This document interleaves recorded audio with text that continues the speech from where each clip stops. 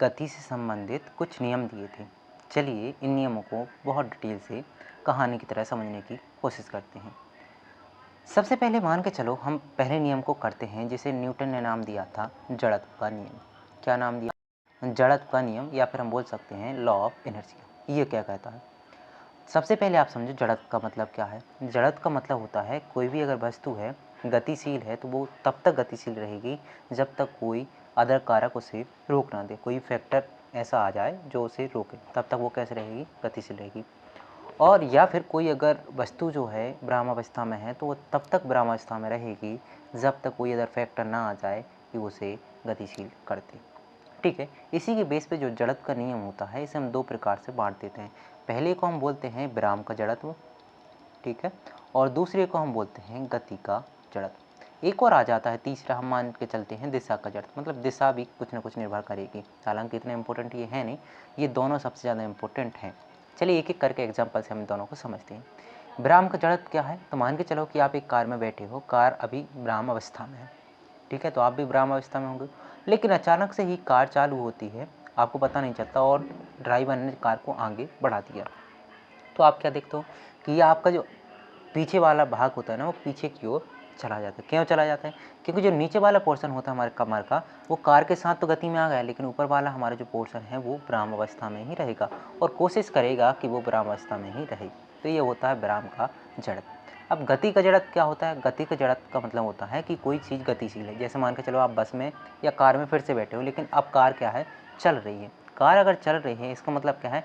आपका जो पूरा भाग है पहले वो क्या है? गतिशील है। लेकिन जैसे ही ड्राइवर ने ब्रेक लगाया तो आप क्या देखोगे? तो आपका जो नीचे वाला भाग है वो तुरंत ही विराम अवस्था में आ जाएगा, लेकिन ऊपर वाला तो भाग गतिशील था तो वो आने में टाइम लेगा और आप जाके आगे लग जाओगे सीट से। तो ये हो गया गति का जड़त्व। अब एक होता है दिशा का जड़त्व। दिशा का जड़त्व का मतलब होता है कि कोई भी वस्तु है वो एक दिशा से चल रही है। जैसे यहाँ पे भी हम कार का एग्जांपल लेंगे। आप एक कार को ले जा रहे हो और अचानक से मोड़ आता है, आपको पता नहीं है, और जैसे ही ड्राइवर लेता है मोड़ और आप एक साइड को झुक जाते हो। क्यों झुक जाते हो? कि आपको पता नहीं, आप तो सीधे चल रहे हो, लेकिन जैसे ही कार टिल्टेड होती है, एक दिशा में मुड़ती है और अचानक आप क्या है एक साइड को या तो लेफ्ट में जाओगे या फिर राइट में जाओगे। वो डिपेंड करता है कि रास्ता कैसा है, लेफ्ट साइड को मुड़ा हुआ है या फिर राइट साइड को मुड़ा हुआ है। अगर लेफ्ट साइड को मुड़ा होगा रास्ता तो आप राइट साइड को झुकोगे, और राइट साइड को मुड़ा हुआ रास्ता होगा तो आप लेफ्ट साइड को झुकोगे। ये क्यों होता है? ये होता है गति के कारण। ठीक है, अब दूसरा नियम अगर हम समझते हैं तो दूसरा नियम मेनली बताया था इन्होंने। दूसरे नियम से इन्होंने सीधी बात हम बोलें तो इन्होंने दूसरे नियम से क्या है? बल की परिभाषा दी है। नॉर्मली हम बल को क्या समझते हैं? नॉर्मली हम बल को अभी तक समझते आ रहे थे कि बल कुछ नहीं है, किसी भी वस्तु को या खींच लें या फिर धकेल लें, उसके लिए जो शक्ति लगती है उसे हम बल मान लेते हैं। लेकिन उन्होंने बोला कि ऐसे नहीं काम चलेगा, बल की हम एक परिभाषा ही बता दे रहे कि आखिर हम बल यानी फोर्स किसे कहेंगे। तो इन्होंने बोला कि बल हम उसे कहेंगे जहाँ पे संवेग में परिवर्तन हो रहा होगा। कैसे बोलेंगे? तो हम इन्होंने बोला कि संवेग में परिवर्तन की दर को हम क्या बोलते हैं? संवेग में परिवर्तन की दर को हम बल कहते हैं। अब आप बोलोगे सर ये संवेग क्या होता है? तो संवेग होता है जहाँ पे हम द्रव्यमान m और वेग v, इन दोनों का जो भी मल्टीपल होता है उसे हम बोलते हैं संवेग। मतलब सीधी बात ये कहें, द्रव्यमान और वेग के गुणनफल को हम क्या कहते हैं? संवेग। m भी हो गया।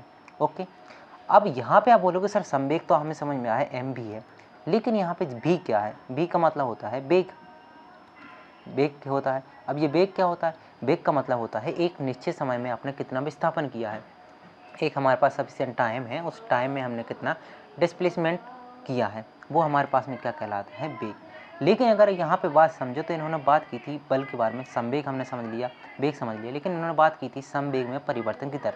अब परिवर्तन बात कर रहे हैं, परिवर्तन क्या है? परिवर्तन का मतलब होता है हमारे पास टाइम होगा, उसमें हमारे पास जो वेग है, गति चल रही है, उसमें कुछ ना कुछ चेंजेस आया होगा। अब वो चेंजेस को ही हमें कैलकुलेट करना है, तो हम क्या करेंगे? जो चेंजेस आया है भी, सबसे पहले तो वेग देखो, भी क्या होता है? भी होता है हमारे पास में, ठीक है। लेकिन जब हम चेंजेस की बात करते हैं तो यहाँ पे भी को हम दो बार बांट लेते हैं। एक मानते हैं यू, यू का मतलब होता है हमारे पास में जो वेग है, वेग हमारे पास इनिशियल है, मतलब पहले का वेग है, मतलब पहले हमारे पास में गति कितनी थी। और भी का मतलब होता है हमारे पास में अंतिम में गति कितनी है, पहले कब थी और अब कितनी है। इन दोनों ने कितने समय में ये गति का परिवर्तन हुआ है उस समय से हम भाग कर देंगे।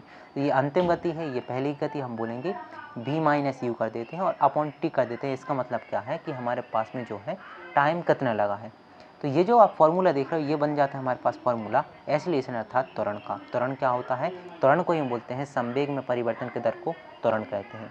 ठीक है, तो आप एक बात तो आपको पता था यहाँ पे m था, इसलिए हम लिख देते हैं F इजिकल टू m हमारे पास पहले था और a आ जाएगा यहाँ पे F इजिकल टू m। ये हो जाता है हमारे पास में क्या? बल का फॉर्मूला। ठीक है, तो हमारे पास जो सेकंड लॉ था, द्वितीय नियम था न्यूटन का, तो इसने क्या किया? बल को परिभाषित किया कि आखिर आप बल को परिभाषित कैसे करेंगे? तो डायरेक्ट हम बोलते हैं बल कुछ नहीं है, बल F is equal to m a, मतलब द्रव्यमान और त्वरण के गुणनफल को हम क्या कहते हैं? बल कहते हैं। ठीक है, अब आता है हमारे पास में न्यूटन का तीसरा नियम, जिसे हम बोलते हैं क्रिया प्रतिक्रिया बल या फिर क्रिया प्रतिक्रिया।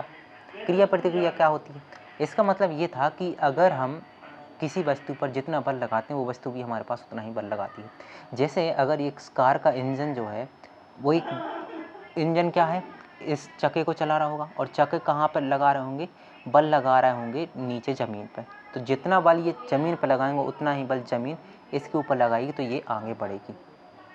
ठीक है, बात समझ आई? तो इस प्रकार ये हो रहा हुआ बैकवर्ड फॉरवर्ड। या फिर आपने कभी बंदूक को चलाया होगा, तो बंदूक से जैसे ही आप बंदूक चलाते हो, जितने वेग से बंदूक जो है ना, आप मान के चलो एक बंदूक चला रहे हो, ठीक है, ये हम छोटा वाला मान के चलो बंदूक है, इससे आपने बंदूक चलाई, तो जितने वेग से ये छोटी वाली गन बाहर जाएगी उतने ही वेग से ये पीछे को झटका देगी। क्यों देगी? क्योंकि जितना वेग इसने लिया उतना ही प्रतिक्रिया पीछे की ओर हमें फोर्स लगाई।